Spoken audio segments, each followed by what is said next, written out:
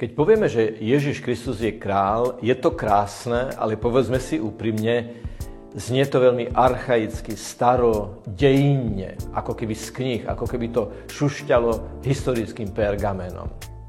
My môžeme slovo kráľ veľmi jednoducho preložiť, že je to top autorita. Kráľ je ten, ktorý je najvyššou autoritou nášho života, lebo je taký, ako človek má také kvality, také danosti, také skutky, že si zaslúži, aby sme ho nasledovali a poslúchali. A teraz si predstavte, že v dejinách sa objavil pred 2000 rokmi niekto, kto bol nielen takýto dokonalý jedinečný človek, ale bol to okrem toho, že bol pravý človek, aj pravý Boh, pravý Boží syn, ktorý sa stal človekom.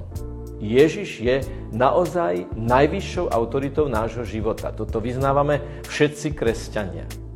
Ježiš nás ale upozorňuje na to, aby sme sa príliš nesústredili na tituly, ale aby sme konaním, aby sme skutkami vyjadrili to, že on je nad každou autoritou. Na katedrále svätého Martina v Bratislave, keďže to bol korunovačný dom, korunovačný chrám, je koruna, o ktorej niekedy hovoria sprievodcovia, že je tam koruna a preto kostol nemá kríž. Ale v skutočnosti ten kríž tam je, ale na korune. A to je veľmi symbolické. Pretože Ježiš kráľoval z kríža. Ježiš, keď sa modlil za tých, ktorí ho ukrižovali, ukázal, že jeho láska je zvrchovaná, nepodmienečná a dokonalá, keď dokázal uprostred nenávisti vyžarovať skutočnú lásku. Ako teda vyjadríme Ježišovi, že je naozaj top autoritou, kráľom, naozaj špičkovým vodcom nášho života, ktorého chceme slobodne poslúchať? Je to nie o veľkých skutkoch, je to nie o veľkých slovách, ale o každodennom konaní. Uvediem len jeden príklad.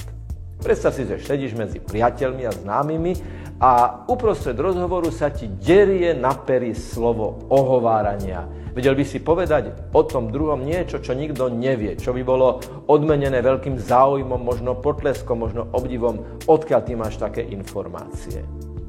Ale ty si vnútorne povieš, Ježiš nechce, aby som ohováral, Ježiš nechce, aby som súdil a hoci by to bola senzácia, Ježiš je pre mňa dôležitejší. A to slovo nepoviem. Mlčím, lebo Ježiš nechce, aby som teraz hovoril. Tak toto je skutočne vyvýšenie Ježiša za najvyššiu autoritu nášho života. Tu vyskladávame z malých kamienkov vernosti voči nemu. Kiežby z tých kamienkov raz na konci nášho života bol mozaikový obraz s Ježišovou tvárou.